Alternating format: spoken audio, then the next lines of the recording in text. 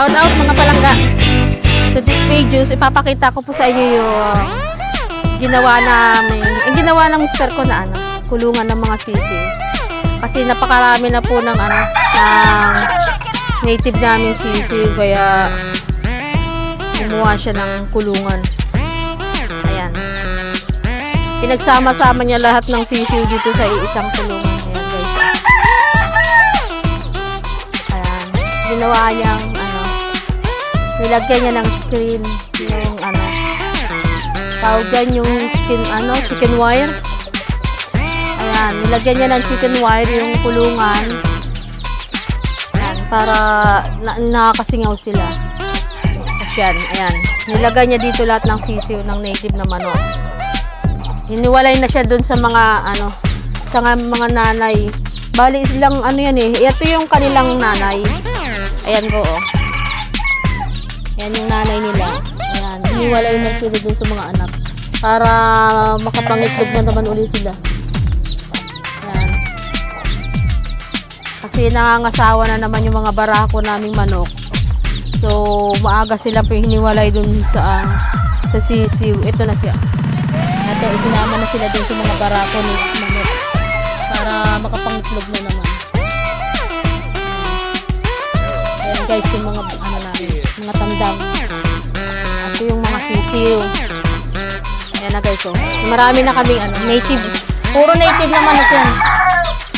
Native na sisiw sila, kaya maliit lang. Tingnan nyo guys, oh.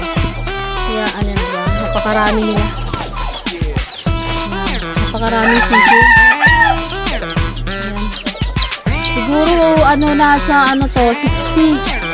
Almost 60 pieces yan, yung mga sisiw na yan.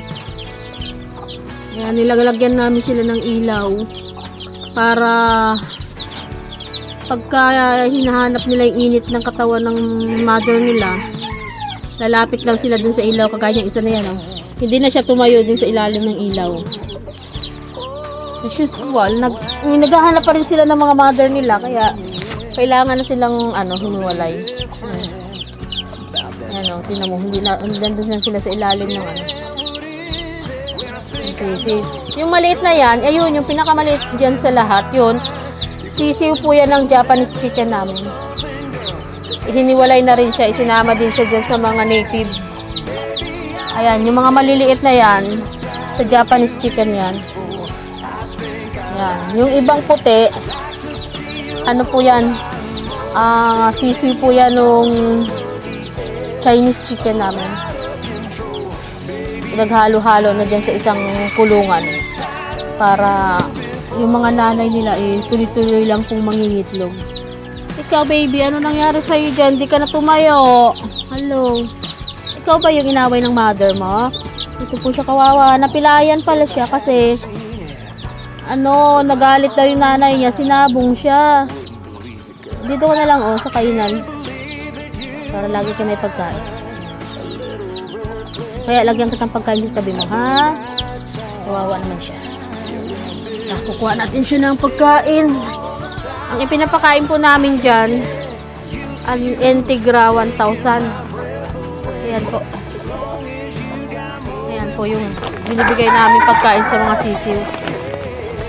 Integra 1,000. Ayan. Kasi para mabilis silang lumaki. Saka na natin sila pakakainin ng feeds. Bibi bigyan ko ng pagkain dyan. Eat ka lang. Napilayan ka. Dito ka sa tabi ng ilaw. Eat ka lang. Gagaling ka din. Ayan. Tsaka ipapakita ko pa sa inyo yung yung bagong pamisa na bibi namin. Ayan. Kasarado natin. Kasi lumalapit na yung nanay. Ayan, nilalapitan na sila nung nanay. Kasi nga naman, hapon na, yung mga sisiw, naghahanap talaga yun ng init ng nanay nila. Yan po, papakita ko sa inyo ngayon yung ito po, yung may bago kaming pisa na bagong pisang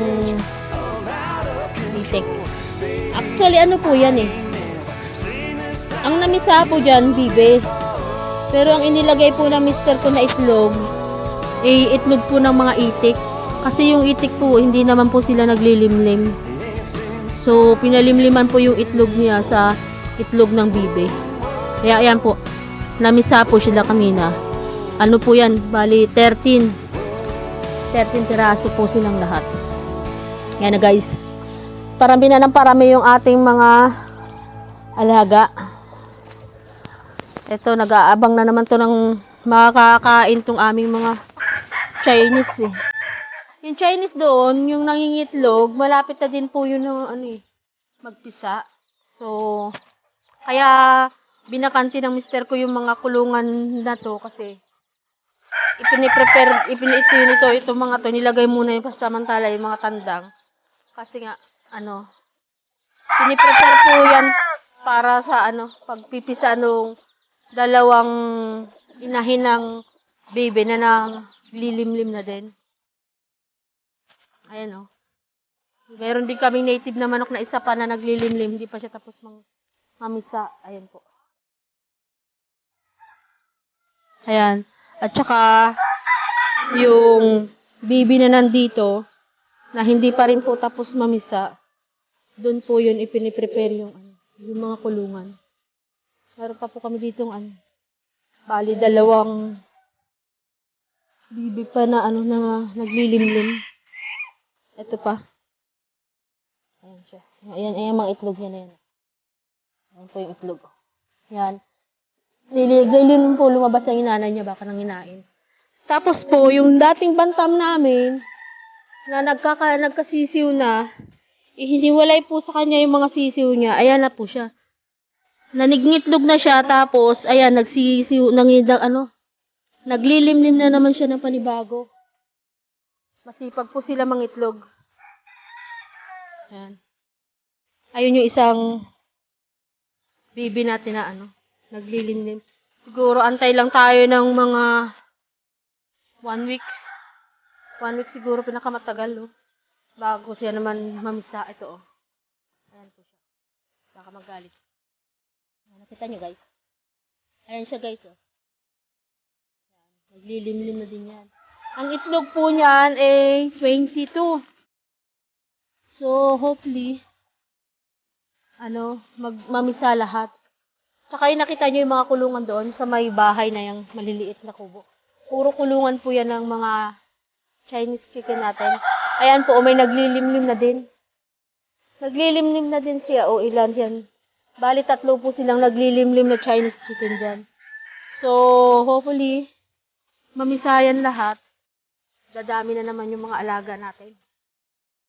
Kaya tayo, double work. Kasi marami tayong pinapakain mga alaga. Kawawa naman po kasi kung kakatayin. Naaawa po kami ng katayin sila. Lalo na yung asan ka na? Itong favorite kong chicken. Ayan. Duba-duba na siya. Duba-duba. Duba-duba. Come here, duba-duba. Siguro mga na yan si Duba.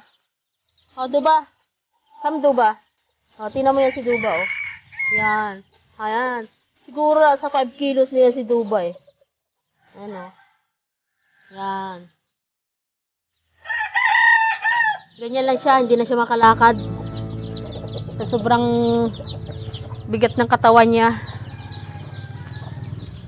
Yan. Ganyan nakalaking katawan ni Duba. Yan. Ang Duba po, sa Arabic po mataba. Ang Duba po pala sa Arabic Duba. Sa atin po mataba. Yan. Marami na kami mga alagaing pakakaining mga native na manok. So, ayan, abangan natin yan pag naglakihan. Ito ding namin, yung chicken. Ano ba tawag dito? Daddy, ano nga tawag dito, de? Yung bato-bato. Sa Tagalog, ano ba to? Bato-bato yatang ibon to. Tawag sila dyan Nakalimutan ko tawag niya.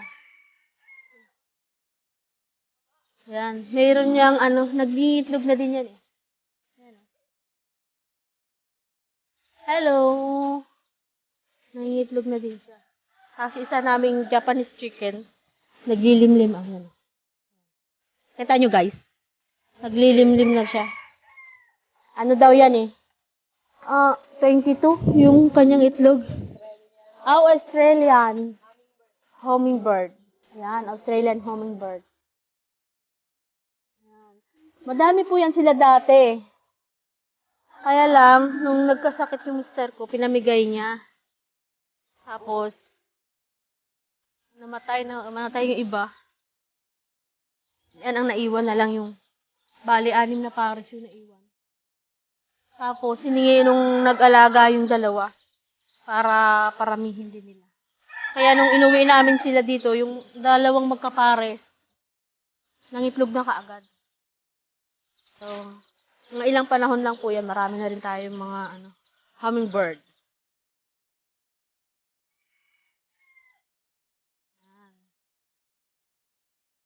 So, susunod guys, ipapakita ko na sa inyo kasi nagtatanim kami dito ng yung mga kinuha nating puno ng papaya. At saka saging dun sa kaibigan ko nung isang araw.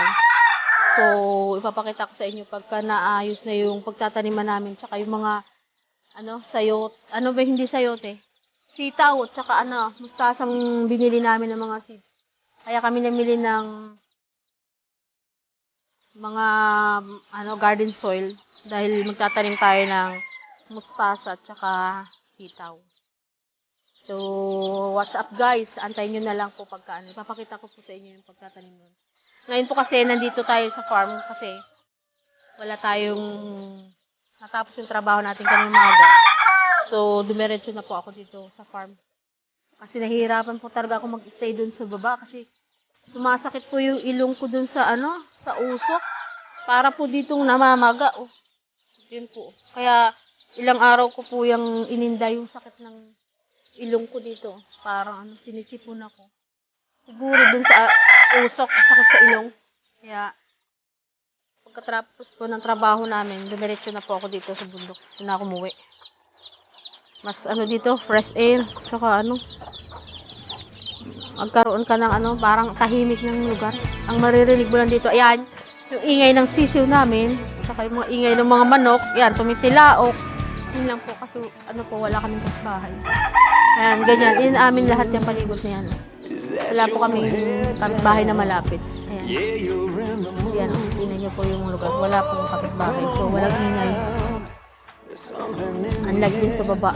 Dikit-dikit na po, pader lang yung pagitan. Kaya yung ingay ng kapitbahay, dinig na dinig. So, hanggang sa susunod ko na video, papakita ko sa inyo. Tsaka, abangan nyo po yung mga susunod natin mga video dun sa trabaho natin. Kasi mayroon tayong mga ongoing project. Papakita ko po sa inyo yung pagbubuhos. Hindi ko na po pinakita sa inyo yung pag-i-inspect ng lugar hanggang hindi po nabubuhusan. So, alam niyo naman po yung ng trabaho natin. Yung marami tayong kakompetensyang mga supplier din. So, bago po namin yung pinapakita yung pag-i-inspect ng isang lugar pag po yung nabuhusan. So, hanggang dito na muna yung ating video. Hanggang sa susunod po uli. Maraming salamat po sa pagsuporta nyo sa aking video. At saka, pagsubaybay nyo sa aking mga trabaho. Saka, watch up po pala. Shoutout po pala sa mga kaibigan natin dyan sa probinsya. Yan, maayong adlaw sa inyong tanan. Dyan sa probinsya, sa Capiz. Sa Iloilo, mga tiyahin natin dyan sa Igbaras. Yan, mga Elmido family. Dyan sa Hamindan. Yan, marami tayo pong kamag-anak dyan at saka sa Bacolod City. Sa Cadiz City, meron po tayo mga family dyan. Family po ng father side ko naman. Yan, abang-abang na lang po sa mga susunod na video natin. Maraming salamat po guys sa pagsubaybay. Thank you for watching. Please subscribe my channel. Aljus Eagle po. Bye! Thank you Lord. Thank you sa mga blessing. Bye!